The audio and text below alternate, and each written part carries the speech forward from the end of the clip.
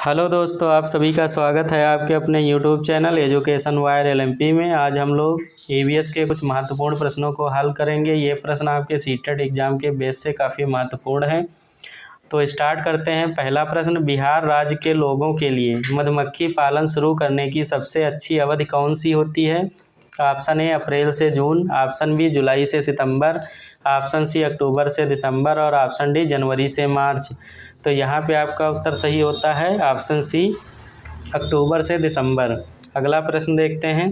वृक्ष संरक्षण की अवधारणा के बारे में शिक्षार्थियों को संवेदनशील बनाने के लिए गुंजन निम्नलिखित क्रियाकलापों का आयोजन करती है। ऑप्शन ए प्रत्येक शिक्षार्थी को इस बात के लिए प्रोत्साहित करना कि वे एक एक वृक्ष को अपनाएं और उसकी देखभाल करें। ऑप्शन बी है वन संरक्षण पर वाद विवाद प्रतियोगिता का आयोजन करना। ऑप्शन सी है वृक्षों पर आधारित पोस्टर निर्माण संबंधी प्रतियोगिता का आयोजन करना। और ऑप्शन डी है शिक्षार्थियों को कटी लकड़ियों के भंडार दिखाना। तो यहाँ कह रहा है कि गुंजन जो है वो शिक्षार्थियों को वृक्ष संरक्षण के लिए संवेदनशील बनाना चाहती है। तो उसके लिए उसे क्या करना चाहिए? तो यहाँ सबसे सुटेबल ऑप्शन ये होता है प्रत्येक शिक्षार्थी को इस बात के लिए प्रोत्साहित करना कि वे एक एक वृक्ष को अपनाएं और उसकी देखभाल करें। अगला प्रश्न देखते हैं। आंचल अपनी कक्षा 5 में पर्यावरण अध्ययन की कक्षा में अक्सर गहन जांच पड़ताल वाले और कल्पनापरक प्रश्न पूछती है। उसके द्वारा इस प्रकार के प्रश्न पूछने का उद्देश्य सुधार करना है। ऑप्शन ए संवेगात्मक कौशलों में, ऑप्शन बी चिंतन कौशलों में, ऑप्शन सी बोलने संबंधी कौशलों में और ऑप्शन डी अवलोकन कौशलों में। तो आंचल अपनी कक्षा 5 में पर्यावरण अध्ययन की कक्षा में जांच पड़ताल वाले प्रश्न और कल्पना परक प्रश्न पूछती है। तो उसका क्या उद्देश्य होगा? यहाँ ऑप्शन बी सही होता है चिंतन कौशलों में। यानी जितना बच्चे जांच पड़ताल करेंगे, अध्ययन करेंगे, कल्पना परक प्रश्न पूछेंगे उससे, तो उसके चिंतन जो कौशल हैं वो अधिक विकसित होंगे। अगला प्रश्न देखते हैं।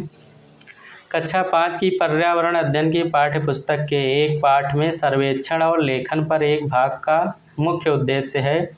ऑप्शन ए शिक्षार्थियों को अवसर उपलब्ध कराना कि वे चीज़ों को खोजें और सीखें। ऑप्शन बी विषय की आधारभूत अवधारणाओं को सीखने में शिक्षार्थियों की मदद करना। ऑप्शन सी है शिक्षार्थियों के व्यवहारिक कौशलों में सुधार करना। ऑप्शन डी है शिक्षार्थियों की सामान्य जानकारी का आकलन करना।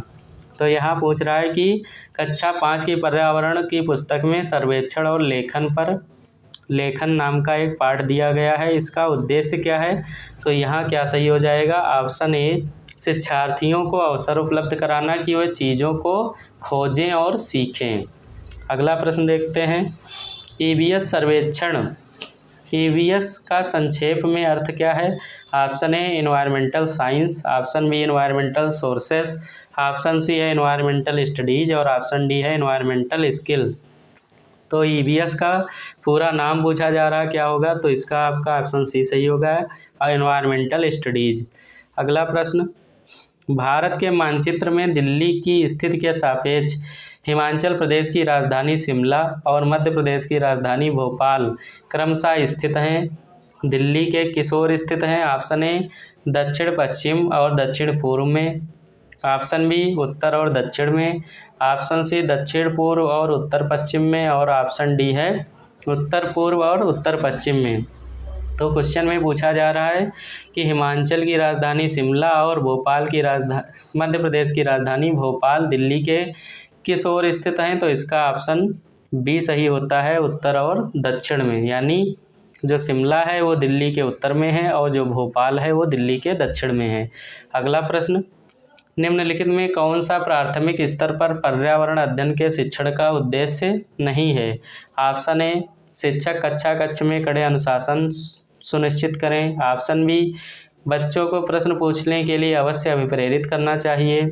ऑप्शन सी बच्चों को अपने निकटतम परिवेश से परिचय प्राप्त कराने के लिए अवश्य अभिप्रेरित करना चाहिए और ऑप्शन डी कक्षा कक्ष में होने वाले अधिगम को विद्यालय के बाहर की दुनिया से जोड़ना।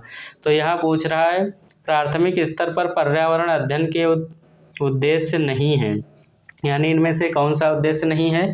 तो इसका ऑप्शन ए सही होता है शिक्षक कक्षा कक्ष में कड़े अनुशासन सुनिश्चित करें। बाकी आपका प्रश्न पूछने के लिए प्रेरित करना ये भी उद्देश्य है पर्यावरण अध्ययन का। परिवेश से परिचय कराना ये भी उद्देश्य है, और बाहरी दुनिया से जोड़ना ये भी जो है ईवीएस का उद्देश्य है। लेकिन अनुशासन को कड़ा करना ये ईवीएस का उद्देश्य नहीं है। अगला प्रश्न देखते हैं। कोई डॉक्टर एक मरीज को खाने के लिए कुछ दवाइयाँ लिखता है और साथ ही गुड़, आंवला और हरी पत्तेदार सब्जियां जरूर खाने का सुझाव देता है। यह मरीज किस रोग से पीड़ित होना चाहिए? ऑप्शन ए मियादी बुखार, option B malaria, option C anaemia और ऑप्शन डी बुखार। तो यहाँ दवा के साथ में क्या कह रहा है? गुड़, आंवला और हरी पत्तेदार सब्जियां खाने की, यानी जिनमें आयरन की प्रचुरता हो। तो आयरन की कमी से कौन सा रोग होता है? एनीमिया, यानी ऑप्शन सी सही हो जाएगा। अगला प्रश्न देखते हैं। निम्नलिखित समूहों में उस समूह को चुनिए जिसमें खाना पकाने के तरीके या ढंग दिए गए हैं।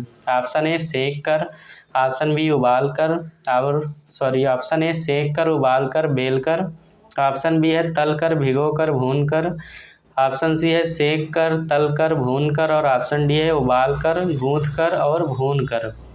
तो खाना बनाने का सही तरीका क्या हो जाएगा? तो इसका आपका आंसर सी सही होता है, सेक कर, तल कर और भून कर। अगला प्रश्न देखते हैं। रेगिस्तानी ओक एक पेड़ का नाम है जिसकी जड़ें उस गहराई तक जमीन में भीतर जाती हैं जब तक कि पानी तक ना पहुंच जाएं। इस पेड़ की जड़ों की गहराई इस पेड़ की ऊंचाई से लगभग 30 गुनी होती है। यह पेड़ कहाँ पाया जाता है? Option A Abu Dhabi, option B Australia, option C रूस और ऑप्शन डी राजस्थान। तो इसका आपका सही उत्तर हो जाता है ऑप्शन बी ऑस्ट्रेलिया में।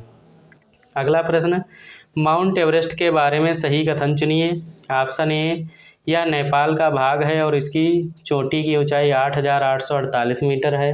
यह भारत का भाग है और इसकी चोटी की ऊंचाई 9,850 मीटर है। ऑप्शन सी यह तिब्बत का भाग है और इसकी चोटी की ऊंचाई 9,850 मीटर है। ऑप्शन डी यह जम्मू कश्मीर का भाग है और इसकी चोटी की ऊंचाई 8,900 मीटर है। तो अगर माउंट एवरेस्ट के बारे में बात करें तो यह नेपाल का एक भाग है और इसकी चोटी की ऊंचाई 8,848 मीटर है। अगला प्रश्न। कांसा या ब्रॉन्ज दो धातुओं का मिश्रण है। ये धातुएं हैं। ऑप्शन ए तांबा और टिन, ऑप्शन बी तांबा और लोहा, ऑप्शन सी एल्युमिनियम और टिन और ऑप्शन डी तांबा और जस्ता। तो कांसा या ब्रॉन्ज किन दो धातुओं को मिलाकर बनाई जाती है? तो इसका आपका सही उत्तर होता है तांबा और टिन को मिलाने से। अगला प्रश्न। कुछ पक्षी हमारी तुलना में 4 गुना अधिक दूरी तक देख सकते हैं। ये पक्षी हैं। ऑप्शन ए बाज, कबूतर, तोता, ऑप्शन बी चील, बाज, गिद्ध, ऑप्शन सी फाख्ता, कौवा, मोर और ऑप्शन डी कौवा, चील, बुलबुल। तो इसका आपका सही उत्तर हो जाएगा ऑप्शन बी चील, बाज, गिद्ध जो है वो मनुष्य की तुलना में 4 गुना अधिक देख सकते हैं। अगला प्रश्न। शालिनी कक्षा 5 के शिक्षार्थियों को पोषण पर आधारित प्रकरण से परिचित कराना चाहती है। उन्हें तो वो क्या करेगी? ऑप्शन ए पोषक तत्वों से भरपूर विभिन्न प्रकार के भोजन के उदाहरण देने चाहिए। ऑप्शन बी विभिन्न प्रकार के भोजन को प्रदर्शित करने वाले चार्ट का प्रयोग करना चाहिए। ऑप्शन सी शिक्षार्थियों से कहना चाहिए कि वे अपने अपने टिफिन बॉक्स खोलें, उसके तत्वों का अवलोकन करें, उसके बाद उन्हें व्याख्या करनी चाहिए। ऑप्शन डी सैंपट पर पाचन तंत्र का आरेख बनाना चाहिए। तो शालिनी अपनी कक्षा 5 के शिक्षार्थियों को पोषण प्रकरण से परिचित कराना चाहती है। तो इसके लिए सबसे सही क्रियाकलाप क्या होगा? ऑप्शन सी शिक्षार्थियों से कहना कि वे अपने टिफिन बॉक्स को खोलें, उसके तत्वों का अवलोकन करें और फिर वह उनकी व्याख्या करें। तो क्योंकि जो हम लोग रियल लाइफ से चीज़ों को कनेक्ट करके सीखते हैं तो वो स्थायी रूप से हम लोग सीख पाते हैं, इसलिए जो है उसको दुनिया से या बाहरी दुनिया से जोड़कर सीखने का प्रयास करना चाहिए। इसलिए ऑप्शन सी जो है यहाँ सही होता है। अगला प्रश्न। निम्नलिखित में कौन सा पर्यावरण की कक्षा में रूपात्मक आकलन का समुचित कार्य नहीं है? ऑप्शन ए दिए गए प्रयोगात्मक क्रियाकलापों को पूरा करना और अपने अवलोकन को दर्ज कराना।